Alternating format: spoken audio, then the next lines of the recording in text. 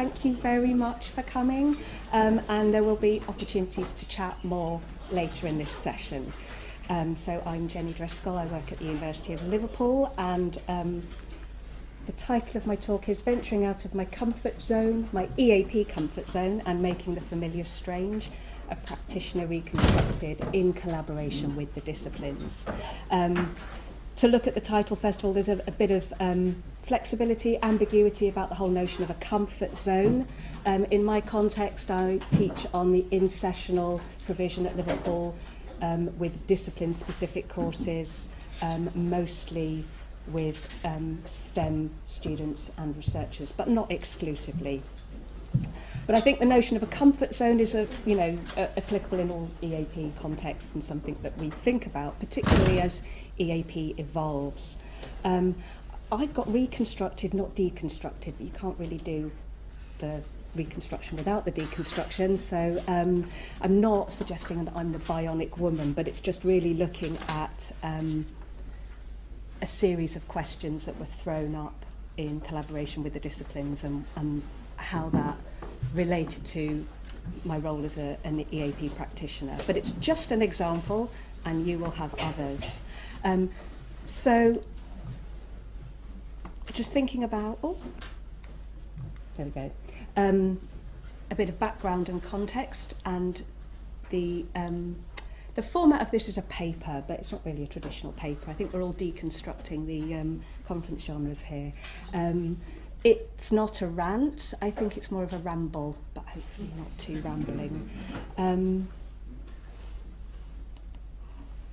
But these are what I'm hoping to do in the first 20 minutes or so, is really to address some key questions through the prism of two STEM courses that I've been working on recently, both of which are work in progress, caveat number one.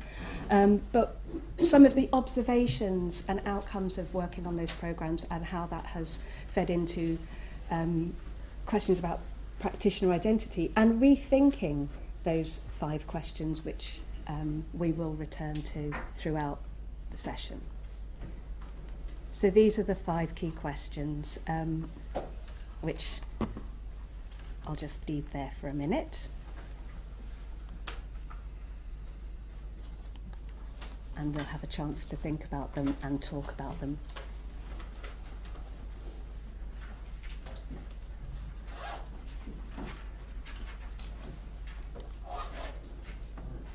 Okay. So, prior to these courses, my answers, I'm not going to try and give you a definition of EAP. If the whole conference is about deconstructing it, that goes against the ethos of the conference. What's it for? Who is it for? Sorry, can't read my own slides. Who is it for? I think previously I would have said the students and the departments that we work with. How do we do EAP? I think we can see from many talks here during this conference that we all do it quite differently, and there's no one size fits all. How do we embed it? Well, at Liverpool, we embed it in different ways. Some of it's credit bearing, some of it isn't, most of it isn't. It can be attached to a module, a course. It may be a discrete 2 or 3 sessions. It could be in parallel with the whole semester, pretty much. So the practitioner's role, I mean, this is so complex and there's so much literature about it. I really am just sort of touching on it through these questions. But one of the papers that we came across and discussed in our EAP Journal Club was this idea of the collaborator, the applied linguist, the academic, the expense, and how we feel like all of those at different times and possibly other things. But that as an in-sessional tutor, a lot of what we do is about building relationships, building knowledge, skills, building courses, promoting courses, and as a colleague pointed out, you feel a bit like a self-employed person. You're judged by your attendance. If you don't get good attendance, it's because your course wasn't very good, obviously, or you're not very good at doing what you're doing, and that there's quite a lot of validation seeking in my context in sessional. So here are two images which I'm going to just let you look at. Chat to your neighbour. Tell me how you think these images relate to the theme of this presentation, or the questions that I've shown you, or to each other, or talk about something else. I don't know. Okay.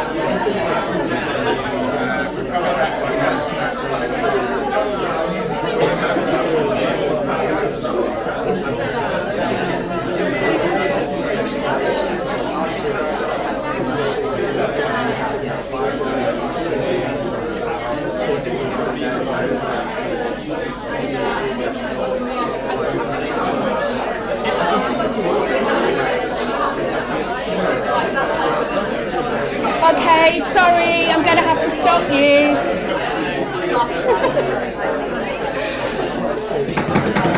Thank you. I might need you to do that again. Thank you. Okay, please come in. Okay. Just because of time, I'm not going to elicit your responses, but as we go through some of the further slides, you'll see what my connections are and compare them with your own. So I said that I would think about those 5 questions through 2 recent STEM courses, and I'm going to give you a brief, hopefully brief description of those 2 courses and how they relate to some of these images. So the first is undergraduate physics, which we've never worked with before. I've never worked with before, totally new, starting this year. They started asking about it a year before. They weren't sure what they wanted. We said, come back to us when you have a better idea, and they did, and we found out they still didn't really have a better idea. And one of the key issues was they couldn't agree amongst themselves about what constituted good writing in physics, and that was something to try and unpack with them. So the first step was some meetings. So we were invited to go to a learning and teaching seminar with all of the physics lecturers, and to discuss this and think about what the in-sessional team could do in collaboration with them. They also invited us to the Year 3 final poster session and said, come and see what they do at the end of the degree, and think back. So they wanted a very sort of long-term view of what we would do in Year 1 and how that would feed into other things. So we had discussions, meetings, we talked about what we could offer, and we were basically trying to find a way to make this discipline-specific provision work. And that sounded like a very good start, but they politely declined all the models that we have in place. It just wasn't going to work for them. The timetable was too packed. You have a cohort of students who self-select away from writing. The last thing they want is a writing person coming in and going, hey, I'm going to talk to you about writing and make you better at it. So this initially made me feel a little bit nonplussed, thinking, well, if you don't want what we can offer, what can we do? But it also made me think about, I think it was talked about yesterday and in the STEM SIG, about this idea of discipline empathy, that's maybe not about me going in and saying this is how we do in-sessional EAP, but working with them to find a way that suited their context a bit better. So it really was about trying to find another way of doing it, resulting in, these are some of the things that we've talked about and started working on. It's work in progress. I'll let you read those. There's another slide, but this is a list of the things that the physics department said, yeah, maybe we could do this.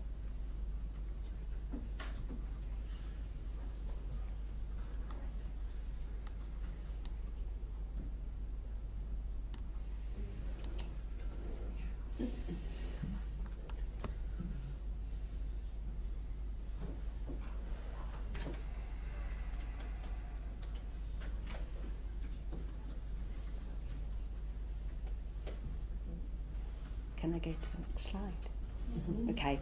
Before I do, I don't think that first bullet point should have that in brackets. I think that's actually quite a core thing. When I was looking at it last night, I thought the punctuation's all wrong there. It's not an aside. It's actually quite a fundamental thing with this course.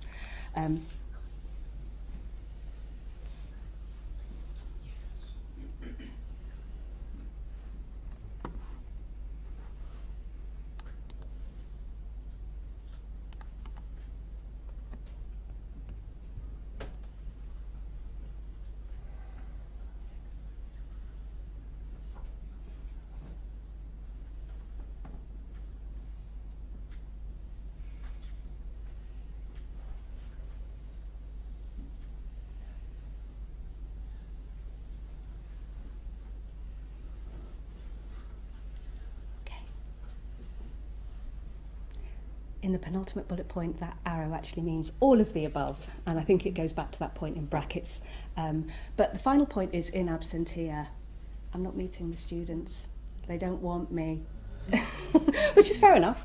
It's all kind of filtered through the lab coaches. So it's all about looking at their programme, giving them suggestions about how to improve it. They're at a place where they're trying to build a new skills model to bring into year one. So this is all a bit of an experiment, and the attitude is, what we've been doing hasn't worked, let's try something new.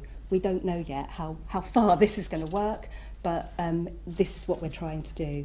And it raises some questions about professional identity, because we're used to being sort of in the classroom, in front of the students, and this is very much behind the scenes, supporting the physics lecturers to do what they know needs to be done, but they know that they're not necessarily fully equipped to do it.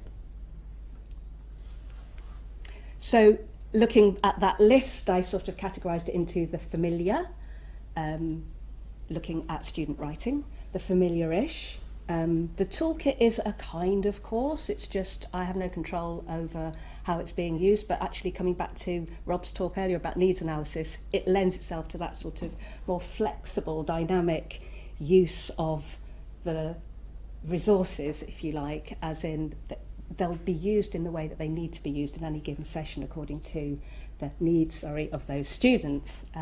But all of these were a little bit strange, not necessarily to me, but to me in my teaching role. I might do them as an external examiner or as a colleague. So it's just a different configuration of my role. And these were some of the hats in my hat box. I may have forgotten some, and they're just in alphabetical order, not in any other order.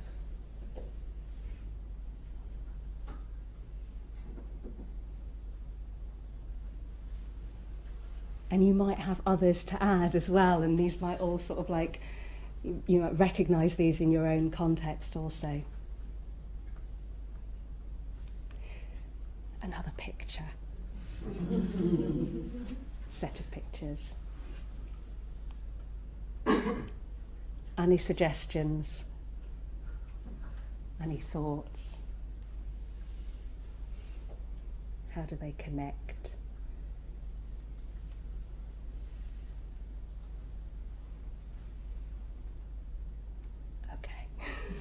I'll come back to that one. That's really interesting because the response to the other pictures was completely...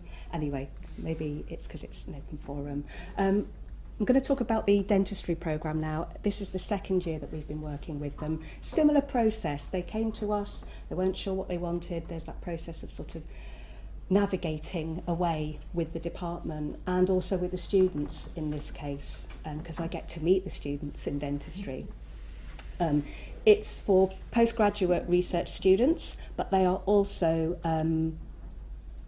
it's a clinical course. It's a doctorate in professional dental science. They spend 3 days a week in clinics. They have 1 day a week for lectures and seminars, and they have 1 day a week for their research. It's absolutely packed. It's military.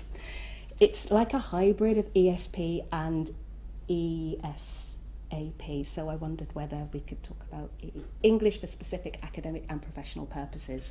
It's a bit of a fusion of the two, because sometimes it's about talking to patients in clinics and sometimes it's about writing a research protocol.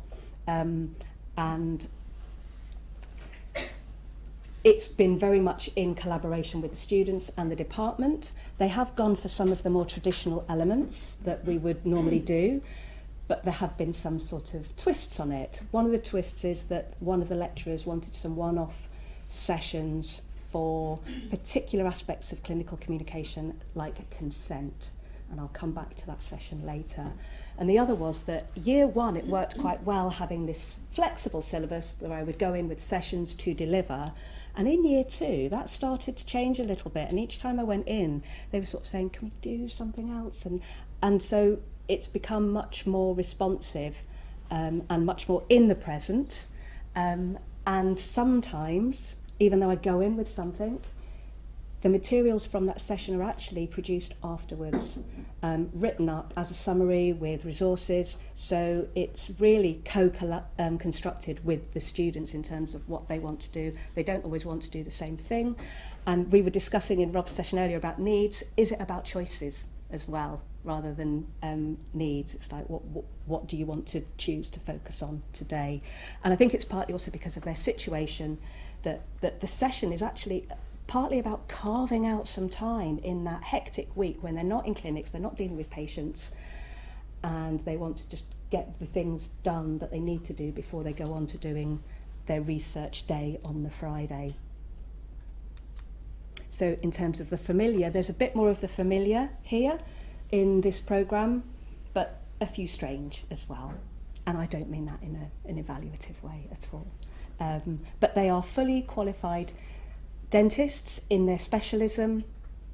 Some of them are actually dental educators in their jobs, that we're actually developing the guidelines for a lot of their work on the course because the department don't do that. And I think going back to the STEM SIG, they talked about this perception that PhD students, you're a PhD student, you should know how to do this. But if they don't, our course can help to develop those guidelines, which the lecturers themselves have said, you've translated our module handbook. Thank you. Because module handbooks are a bit dry, aren't they? So yes, there's been a real case of knowledge blending as well with the lecturers and with the students. Just trying to think what the next slide is.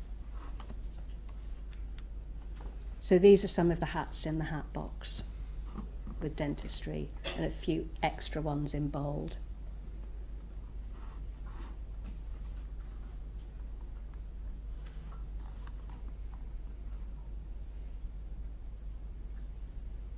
Okay. I've added scholar, supervisor, sort of like you feel like a kind of parallel supervisor to some extent, not necessarily in terms of their dental research, but in terms of their research and actually dealing with their supervisors also. And scholar, and I'm going to go back to the images. This is a bit of a random fusion, but in the case of physics, I don't see the students. In the case of dentistry, it's single figures. The whole cohort is single figures. So if we're talking about things like impact, and we want to use a blunt instrument like attendance, it's not looking very good. But if you look at things in a different way, other kinds of ways of measuring impact, collaboration, input on the syllabus, and these two images are to do with a session.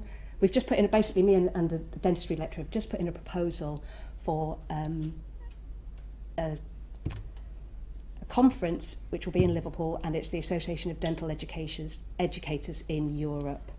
And this is based on the consent session that we did, which was quite different from anything I've ever done before, where we had a group of actors doing different scenarios with the dentistry students, and the dentistry lecturer giving feedback in terms of the dental aspects and the law, because she happens to have a degree in law, and me giving feedback on the interaction and the language from an EAP language and also medical discourse perspective, because that's my research background.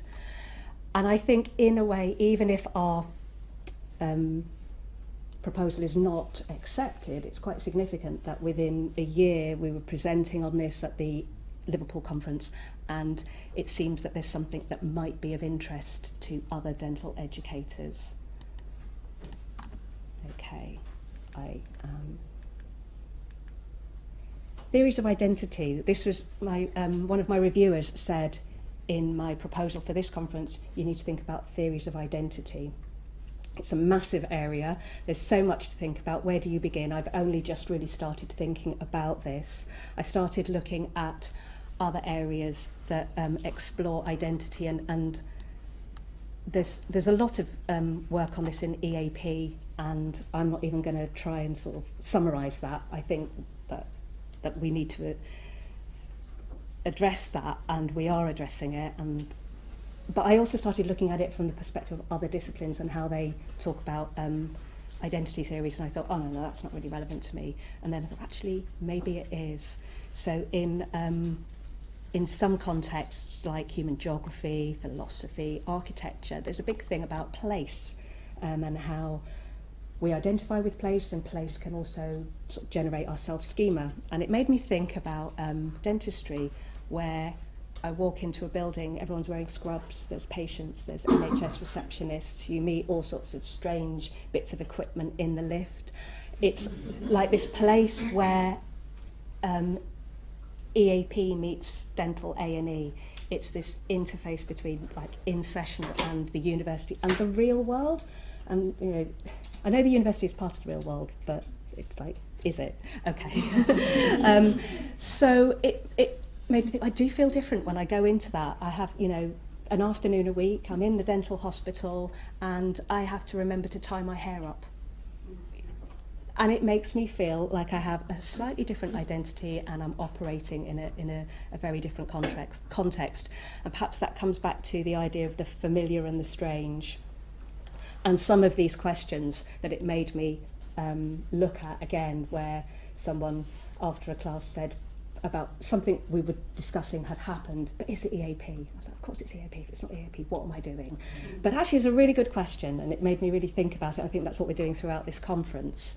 And who is it for? Is it for us as well, not just the students and the teachers? If chemistry as a field exists for chemists who have an interest in chemistry, then isn't EAP for us too? How we do it? I thought I did it by sort of finding out how things get done in the disciplines. I hadn't anticipated that the disciplines would kind of nudge me into thinking, maybe you could do it differently. We'd like you to do this in a different way. And that's a good thing. And it's good to sort of reconsider the role that we have in all of this. And going back to the title of venturing out of my EAP comfort zone and making the familiar strange, there's a balance to be struck there. But maybe I like the strange, and we need the strange. And I mean, I've been doing it for over 20 years, and I'll always like the strange, I think. But there is a balance to be struck there. Okay, I'm going to stop talking, and I'm going to, I think,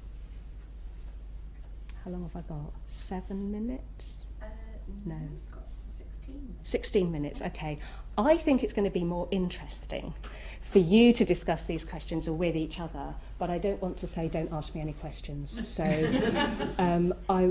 if we have a few minutes for questions, and then I would say I'll put my email address up as well if people want to email me or message me in Teams, because my experience of being in these sessions is that the best bit is you talking to each other about your context in relation to these questions and getting that conversation going.